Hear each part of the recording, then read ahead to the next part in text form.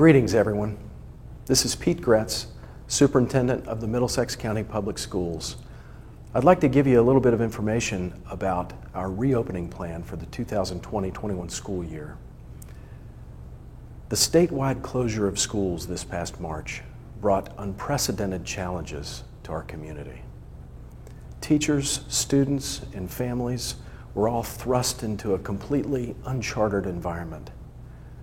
We scrambled quickly to provide learning activities and meals, and we worked together with our families and our community. We did the best we could. But what we experienced this past spring was really not virtual learning or remote learning. It wasn't homeschooling.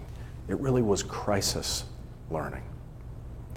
Our plan to reopen schools this coming school year will be nothing like what we experienced this past spring.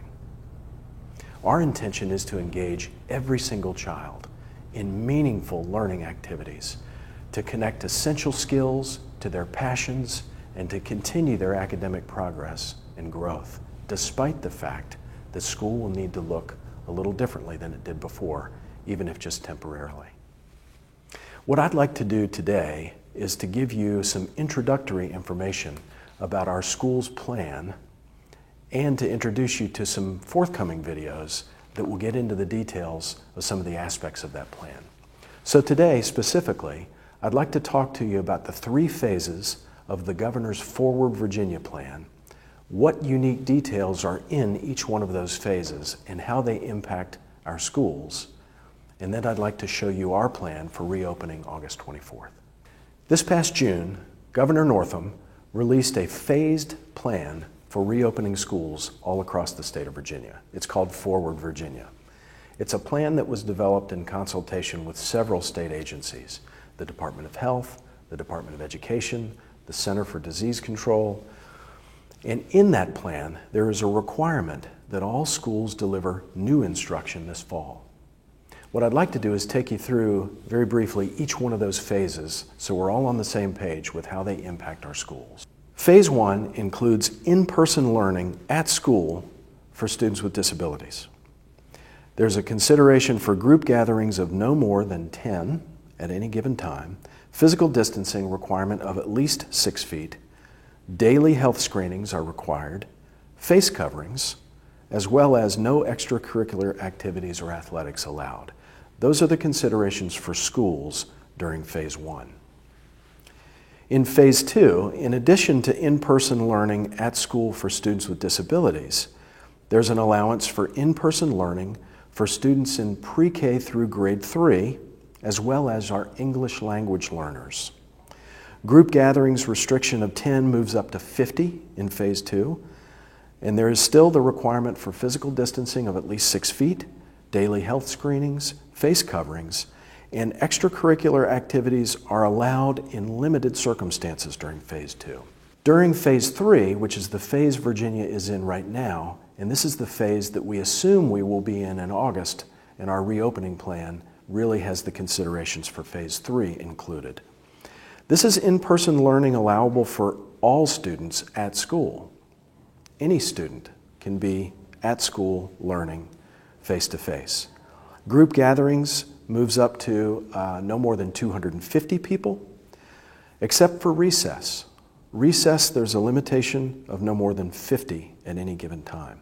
There's still the requirement of at least 6 feet of social distancing, daily health screenings, and face coverings when the 6 feet can't be accomplished, and there's still limited extracurricular activities allowed. So the big consideration in Phase 3, even though we can do in-person, face-to-face learning at school for all students, is the limitation associated with maintaining 6 feet of social distance. In order to maintain the social distancing requirement, we can't have all students at capacity in our classrooms, in our schools, and on our school buses. In order to be prepared for any phase that we may find ourselves in this August, we've developed 3 scenarios, and I'd like to take you through those 3 scenarios that we're prepared to implement. As you look at this graphic, you can see there's a continuum. As the cases decrease, we move across the 3 scenarios, and as they increase towards the right, we move towards more restrictive environments. All the way on the left, we have just the traditional schedule that we're all used to. All students every day coming for in-person, face-to-face learning.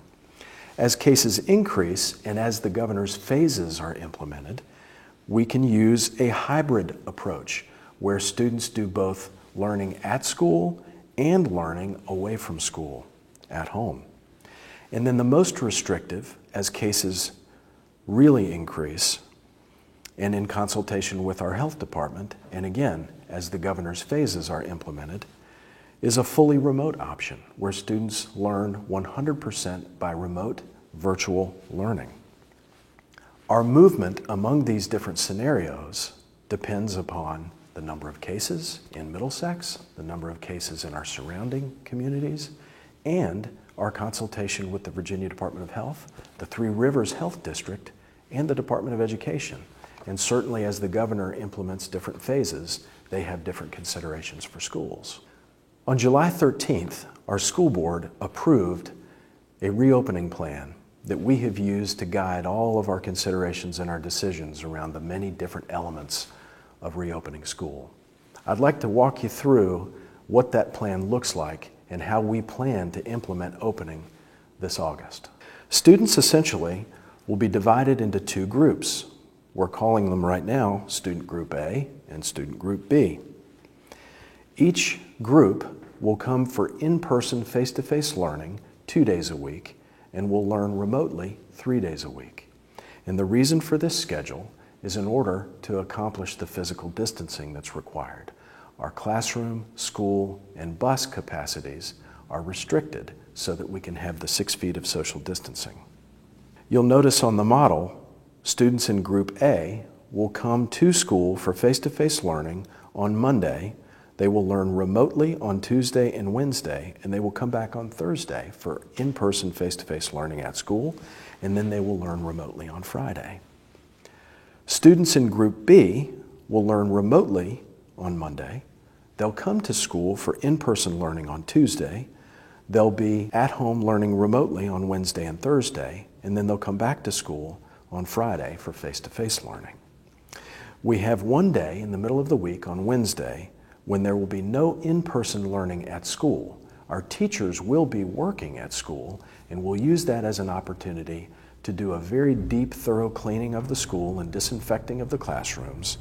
And this will give our teachers the opportunity to plan together, to connect with their students on their remote learning opportunities, and to do professional development designed to support their work in teaching virtually. So as you can see, there are a lot of considerations that will go into developing this plan and implementing the plan. And some of those considerations are changing. We have no control over that. Our plan, though, is in the coming days and weeks to do more of these videos, to give you an opportunity to hear in more detail about some of those considerations, to hear about transportation. What will it look like for students to be on a bus with social distancing requirements? What are we going to do about cleaning our schools? We want to take you behind the scenes and let you see the way we're disinfecting our schools, to hear from our cleaning partners, Laser Clean, about how that's happening. We'll do information about meals and about other operational considerations, and we're going to do a video where we'll talk in great detail about what remote learning will look like. How will it be different from what we did in the spring? We're developing a parent guide that we're going to send out, and we're going to really keep the lines of communication open with you. So I just want to say in conclusion how much I appreciate all of you in the Middlesex community. Your patience as we have responded to the rapidly changing landscape and the different requirements, mandates, recommendations. We're trying to take all of those things into strong consideration and to work with our school community to make decisions that make the most sense for Middlesex. As we move forward, we're going to continue to communicate with you. And again, I want to thank you in advance for your continued partnership.